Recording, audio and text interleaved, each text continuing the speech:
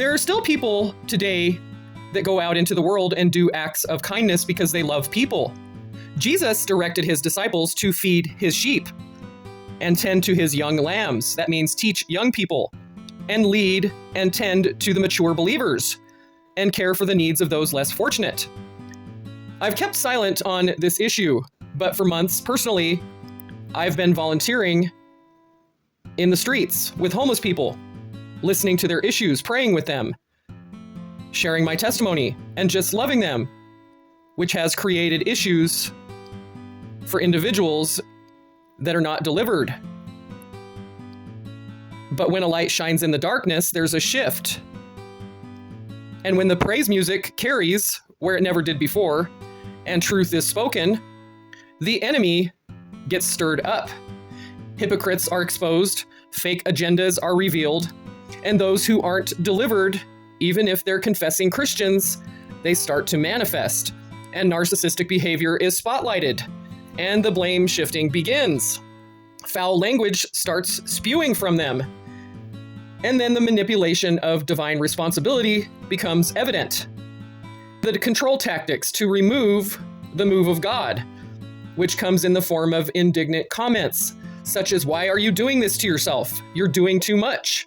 I know what I'm doing, and I don't want you to do this," which is considered control-driven or passive response when God starts to move. Individuals don't want to solve the problems. Instead of taking responsibility or taking responsible action, they sit back with inaction and point fingers because they want to control the situation, and they're rebelling the truth and the authority of God, acting like they're in authority, but blame shifting and not having any true authority whatsoever. So the past few days looked like this: speaking to people, laughing with them, praying, listening to praise music, and being outdoors. And then having witnesses say, "You're doing too much. Why are you doing this to yourself?"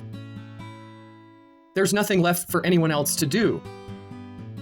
But then the hypocritical words started flowing, which reminded me of 2 Timothy 3, 5-7. "Having a form of godliness, but denying the power thereof. From such turn away. For of this sort they are which creep into houses and lead captive silly women laden with sins, led away with diverse lusts, ever learning and never able to come to the knowledge of the truth." As mature believers, we should always know that there will be naysayers. There will be people that don't understand why there's energy coming from someone that maybe they never thought would do anything. Maybe they had their own misconstrued ideas about people and their behavior. But in Matthew 23, we're reminded once again what Jesus said about the scribes and the Pharisees, calling them hypocrites because they shut up the kingdom of heaven against men. And they neither go into themselves, and they never suffer those that are entering to go in. He said, "Woe to you, scribes and Pharisees, hypocrites, because you devour widows' houses, and for a pretense you make long prayer. Therefore you will receive greater damnation.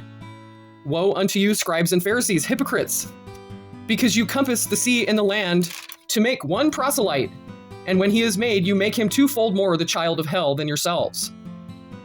Woe unto you, you blind guides, which say, Whoever will swear by the temple is nothing, but whosoever will swear by the gold of the temple, he is a debtor."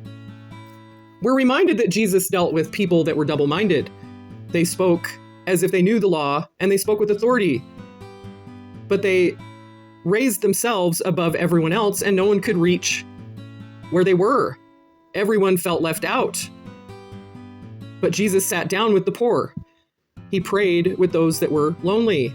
He talked with those that were outcasts, and he didn't push the children away.